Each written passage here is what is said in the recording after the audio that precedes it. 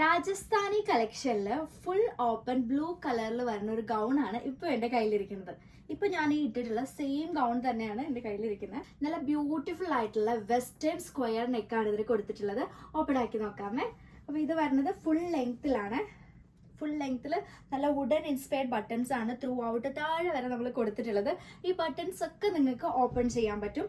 അപ്പൊ അതുകൊണ്ട് തന്നെ ഇത് ഫീഡിങ് ഫ്രണ്ട്ലി ആണ്. ഇതിന് രണ്ട് സൈഡിലും പോക്കറ്റ്സ് ഉണ്ട്. ഫുൾ സ്ലീവ് ആണ് വരുന്നത്.